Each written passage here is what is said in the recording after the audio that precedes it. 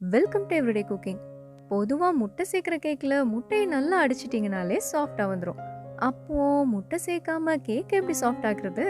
வாங்க கற்றுக்கலாம். இன்னைக்கு பார்க்கலாம் ரொம்ப ஸ்பெஷலான முட்டை இல்லாத ஜீப்ரா சாக்லேட் கேக்.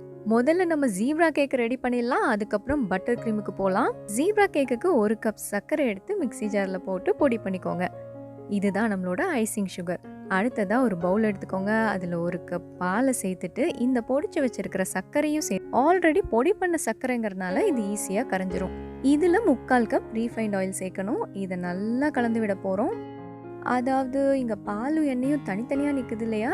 நீங்கள் எந்த அளவுக்கு அடிக்கணும்னா நீங்கள் எண்ணெயை பாலில் சேர்த்ததாவே தெரியக்கூடாது. அந்த அளவுக்கு கலந்துடணும். இந்த மாதிரி எண்ணெய் சேர்த்த தங்கு தடையுமே இல்லாமல் அழிச்சிட்டோம் பார்த்தீங்களா? இப்படி இருக்கணும். இதில் ஒரு பெரிய ஸ்பூன் வெனிலா எசன்ஸ். கேக்கோட வாசனையே இந்த வெனிலா எசன்ஸ் தான். அதனால தாராளமாக 1 ஸ்பூன் போடுங்க. இதோட 1 teaspoon baking powder, 1/2 teaspoon baking soda. ஆமாம், பேக்கிங் பவுடர் பேக்கிங் சோடாவில் என்ன பெரிய வித்தியாசம் இருக்குது? ஏன் நம்ம ரெண்டையும் சேர்க்கணும்? பேக்கிங் சோடாங்கிறது பியோர் சோடியம் பைகார்பனேட். அதை ஆக்டிவேட் பண்ணுறதுக்கு உங்களுக்கு ஒரு ஆசிடும் வேணும், லிக்விடும் வேணும். ஆனால் பேக்கிங் பவுடரில் சோடியம் பைகார்பனேட்டும் இருக்குது, ஆசிடும் இருக்குது. அதை ஆக்டிவேட் பண்ணுறதுக்கு உங்களுக்கு லிக்விட் மட்டும் போதும். இங்கே நம்ம வெட் இன்க்ரீடியன்ஸ் ரெடி ஆயிடுச்சு இல்லையா? அதில் நம்ம 1/2 கப் மைதாவை சலிச்சு சேர்த்துக்க போகிறோம். மறுபடியும் பேக்கிங் சோடா பேக்கிங் பவுடருக்கு வந்தீங்கன்னா பேக்கிங் சோடா பேக்கிங் பவுடரை விட ரொம்ப ஸ்ட்ராங். அது ரெண்டுமே வேறு வேறு டைமில் ஆக்டிவேட் ஆகுது. அதனால கேக் சாஃப்டாக வரணும்னா ரெண்டையுமே சேர்க்கறது ரொம்ப ரொம்ப அவசியம். ரெண்டுலேருந்துமே கார்பன் டை ஆக்சைடு ரிலீஸ் ஆனால் தான் நம்மளுக்கு கேக் சாஃப்டாக கிடைக்கும். இங்கே நம்மளோட பேட்டர் ரெடி ஆயிடுச்சு. அண்ட் உங்களோட பேட்டர் இந்த அளவுக்கு ஸ்மூத்தாக இருக்கணும். இதை நம்ம 2ஆக பிரிச்சுக்க போகிறோம். பேக்கிங் பவுடரில் என்னதான் ஆசிட் இருந்தாலும் இந்த பேக்கிங் சோடாவை இன்னும் கொஞ்சம் ஆக்டிவேட் பண்ணுறதுக்காக நம்ம ஒரு ஆசிட் சேர்க்க போகிறோம். அதுதான் வினிகர். பிரித்த 2 பேட்டர்லையுமே 1/2 டீஸ்பூன் வினிகர் சேர்த்துருங்க. ஒரு பாதியில் சேர்த்தாச்சு. இது இன்னொரு பாதி. இதுலேயும் 1/2 டீஸ்பூன் சேர்த்துடலாம். ரெண்டையுமே நல்லா கலந்து விட்டுருவோம். இங்கே நம்ம செய்ய போகிறது ஜீப்ரா கேக். அதனால நம்மளுக்கு ஒரு பாதி சாக்லேட் பேட்டர் தேவை. அதனால ஒரு பாதி பேட்டரில் நம்ம கொஞ்சம் கோகோ பவுடர் சேர்த்துக்க போகிறோம். 2 பெரிய ஸ்பூன் சேர்த்திங்கன்னா கரெக்டாக இருக்கும். மாவை எப்படி சலிச்சு சேர்த்திங்களோ அதே மாதிரி கோகோ பவுடரையும் ஒரு தடவை சலிச்சு சேருங்க. அப்போ தான் கலக்கும் போது கட்டி விழாது. கேக் பேட்டர் ரெடி பண்ணுறீங்கன்னா இது ரெண்டையும் ஞாபகம் வச்சுக்கோங்க. வெட் இன்க்ரீடியன்ஸ் ரெடி பண்ணும்போது அதை நல்லா அடித்து சேருங்க. ட்ரை இன்க்ரீடியன்ஸை நீங்கள் வெட் இன்க்ரீடியன்ஸோடு சேர்க்கும் போது ஃபோல்டு பண்ணி சேர்க்கணும். அதாவது ரவுண்டு பண்ணி ஃபோல்டு பண்ணணும். மாவு சேர்த்ததுக்கு அப்புறம் நீங்கள் ஓவராக அடித்து கலந்தீங்கன்னா கேக்கோட சாஃப்ட்னஸ் போயிடும். இங்கே நான் ஆல்ரெடி கேக் டின்னர் ரெடி பண்ணியிருக்கேன். அதில் பார்ச்மெண்ட் பேப்பர் போட்டிருக்கேன். நல்லா எண்ணெயை ஃபுல்லாக தடவிருக்கேன்.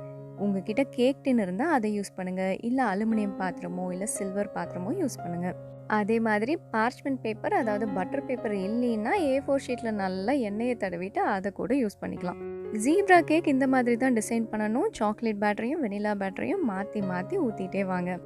பேட்டர் எல்லாம் ஊற்றி முடிச்சாச்சுன்னா ஒரு டூத் பிக் எடுத்து இந்த மாதிரி டிசைன் பண்ணுங்கள். அழகாக டிசைன் வந்துருச்சுல்ல? அடுத்தது பேக்கிங் தான்.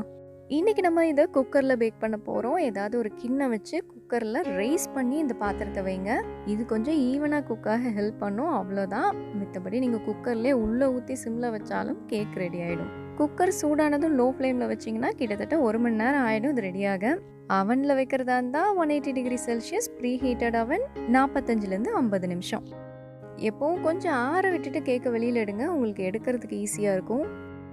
பட்டர் பேப்பர் எவ்வளோ யூஸ் ஆகுது பார்த்தீங்களா? கேக்கு பாத்திரத்தோடு ஒட்டிருங்கிற கவலையே வேண்டாம். இந்த கேக் மேலே கொஞ்சமாக வெடிச்சிருச்சு. அதனால மேலே கொஞ்சம் ஷேப் பண்ணிக்கலாம். இதை எப்படி நம்ம வேஸ்ட் பண்ண போகிறதில்ல, மேக்ஸிமம் அப்படியே சாப்பிட்ருவோம். வேணும்னா கேக் லாலிபப்போ இல்லை மில்க் ஷேக்கோ செஞ்சு வேஸ்ட் பண்ணாமல் அட்ஜஸ்ட் பண்ணிடுங்க. இப்போ நம்ம டிசைன் பண்ணுறதுக்கான ஜீப்ரா கேக் ரெடி ஆயிடுச்சு. இதை 2ஆக கட் பண்ணிக்கோங்க. ஏன்னா நம்ம க்ரீம் 2 லேயராக போட போகிறோம். ஓகே, க்ரீம் சொல்லிட்டு இருக்கிறோமே, க்ரீமை ரெடி பண்ணலாமா? நம்ம இன்னைக்கு செய்ய போகிறது பட்டர் க்ரீம். ஸோ நம்மளுக்கு தேவை 250 கிராம் வெண்ணெய். உப்பு சேர்க்காத வெண்ணெய் எடுத்துக்கோங்க. அதுதான் க்ரீமுக்கு நல்லது. வெண்ணெயை அடிக்கும் போது அது ரூம் டெம்பரேச்சரில் இருக்கணும். நீங்கள் அவசரமாக ஃப்ரிட்ஜிலேருந்து எடுத்து யூஸ் பண்ணியே ஆகணும்னா கொஞ்சம் மைக்ரோவேவ் பண்ணிவிட்டு அதுக்கப்புறம் யூஸ் பண்ணுங்கள். ஏன்னா அந்த வேலையை தான் நானும் பண்ணியிருக்கேன். இதை நல்லா அடித்ததுக்கப்புறம் 1/2 கப் பொடி பண்ண சர்க்கரை, 1/4 கப் கோகோ பவுடர், இது ரெண்டையும் சேர்த்து மறுபடியும் நல்லா அடிச்சுக்கணும். எலக்ட்ரிக் பீட்டர் தான் வேணுங்கிறது கிடையாது. நீங்கள் தாராளமாக கையிலே ஹேண்ட் பீட்டர் வச்சு அடிக்கலாம். ஆனால் நல்லா இந்த மாதிரி ஸ்மூத்தாக அடிச்சிருங்க. பட்டர் க்ரீம் நல்லா ஸ்மூத் ஆயிடுச்சு. ஆனால் கொஞ்சம் கெட்டியாக இருக்கிற மாதிரி இருக்குல்ல. என்ன பண்ணலாம்? 1 ஸ்பூன் பால் மட்டும் சேர்த்துக்கலாம். இந்த 1 ஸ்பூன் பாலையும் அவசியம்னா மட்டும் சேருங்க, இல்லைன்னா விட்டுருங்க. ஸோ நம்மளுக்கு இங்கே ரொம்ப ஸ்மூத்தான ஷைனியான பட்டர் க்ரீம் கிடச்சிருச்சு. கேக்கை ரெடி பண்ணுறதுக்கு இன்னும் ஒரு ஐட்டம் கூட தேவை. அது சர்க்கரை தண்ணி. சர்க்கரை பாகெல்லாம் இல்லைங்க. சர்க்கரையில் தண்ணி ஊற்றி கொஞ்ச நேரம் சூடு பண்ணுங்கள். அது கரைஞ்சதும் எடுத்து வச்சிட்டிங்கன்னா அதுதான் சர்க்கரை தண்ணி. கேக்கை 2ஆக கட் பண்ணோம் இல்லையா, அதில் ஒரு பாதியில் முதல்ல சர்க்கரை தண்ணியை இந்த மாதிரி நல்லா ஸ்ப்ரெட் பண்ணுங்கள். இப்படி பண்ணாதான் கேக் நல்லா மாய்ஸ்டாக இருக்கும். இதுக்கு மேலே உங்களுக்கு எவ்வளோ க்ரீம் வேணுமோ அதை அளவாக போட்டு நல்லா ஸ்ப்ரெட் பண்ணிடுங்க. சூப்பராக ஃபர்ஸ்ட் லேயர் முடிஞ்சது. அடுத்த லேயருக்கு வருவோம். இங்கேயும் சர்க்கரை தண்ணியும் க்ரீமும் தான். சர்க்கரை தண்ணி க்ரீமு ரிப்பீட்டு. சர்க்கரை தண்ணி கூட கொஞ்சம் லைட்டாக ஸ்ப்ரெட் பண்ணால் போதும். ஓவராக ஊற்றிடாதீங்க, கேக் நல்லா இருக்காது. கேக் கொஞ்சம் மாய்ஸ்டாக இருக்கணும், அதுக்காக தான் அது. செகண்ட் லேயர் க்ரீமையும் நல்லா ஸ்ப்ரெட் பண்ணியாச்சு. இதை ஷேப் பண்ணுறது, சமம் பண்ணுறதெல்லாம் உங்கள் திறமை. பெரிய கம்பு சுற்றுற வேலையெல்லாம் இல்லைங்க, ரொம்ப ஈஸி. சமமாக ஏதாவது கத்தி மாதிரியோ இல்லை சமமான கரண்டியை வச்சு இந்த மாதிரி ஷேப் பண்ணுங்கள், தாராளமாக அதுவே போதும். இங்கே நம்ம ப்ரொஃபஷ்னல் கேக் லெவலுக்கெல்லாம் டெக்கரேட் பண்ணலை, சிம்பிள் டெக்கரேஷன் தான். இந்த மாதிரி பைப்பிங் பேக்கும் நாசல் இருந்துச்சுன்னா அதை வச்சு கூட டெக்கரேட் பண்ணலாம். இந்த டைப் நாசல் எடுத்திங்கன்னா இப்போ நான் பண்ண போகிற மாதிரி உங்களுக்கு ஃப்ளவர் கிடைக்கும். இல்லை உங்களால் அட்வான்ஸ்டாக ஏதாவது பண்ண முடியும்னா கூட அதை ட்ரை பண்ணுங்கள். நான் இங்கே சிம்பிளாக ஒரு ஃப்ளவர் பண்ண போகிறேன். டம்ளரில் இந்த மாதிரி பைப்பிங் பேக்கை மடக்கி விட்டுட்டு அதுக்கப்புறம் க்ரீமை உள்ளே போட்டிங்கன்னா உங்களுக்கு க்ரீம் வெளியில் படாது. ஈஸியாக இந்த மாதிரி எடுத்துடலாம். ஸோ பைப்பிங் பேக் கூட ஃபில் பண்ணி ரெடியாக இருக்குது. வாங்க நம்ம ஆர்டிஸ்டிக் வேலையெல்லாம் ஆரம்பிக்கலாம். இது ரொம்ப பேசிக் நாசல். முறுக்கு சுற்றுன மாதிரி சுற்றினீங்கன்னா அழகாக ஒரு பூ வந்துடும். ரொம்ப ஈஸியாக இருக்குல்ல. இந்த மாதிரி பூவை வச்சு கேக்கை ஃபில் பண்ணிடுங்க. எப்போவுமே கேக்குக்கு சுற்றி ஒரு பவுண்ட்ரி போட்டிங்கன்னா பார்க்க அழகாக இருக்கும், இந்த மாதிரி.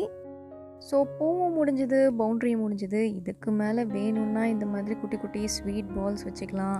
நடுவில் கூட இன்னும் குட்டியாக பால்ஸ் எல்லாம் தூவி விட்டுக்கலாம், அது உங்கள் இஷ்டம். இன்னும் கூட கொஞ்சம் க்ரீம் இருந்துச்சுன்னா கீழே கூட ஒரு பவுண்ட்ரி போடுங்க, நல்லாயிருக்கும். இதுக்கு மேலே என்ன டெக்கரேட் பண்ணுறதுன்னு தெரியாததால் இதோடு முடிச்சுட்டு கேக்கை கட் பண்ணிடலாம். சூப்பராக லேயர்ஸ் எல்லாம் அவ்வளோ அழகாக வந்திருக்கு. இந்த கேக் கூட செம்ம சாஃப்டாக இருந்துச்சு. முட்டை சேர்க்காமல் கேக் சாஃப்டாக வரணுங்கிறது ரொம்ப ட்ரிக்கி தான். இந்த ரெசிபியை அப்படியே ஃபாலோ பண்ணிங்கன்னா உங்களுக்கு கிடைக்கும் சூப்பர் சாஃப்டான செம்ம டேஸ்டான ஜீப்ரா சாக்லேட் கேக். இதை கண்டிப்பாக ட்ரை பண்ணி பாருங்கள்.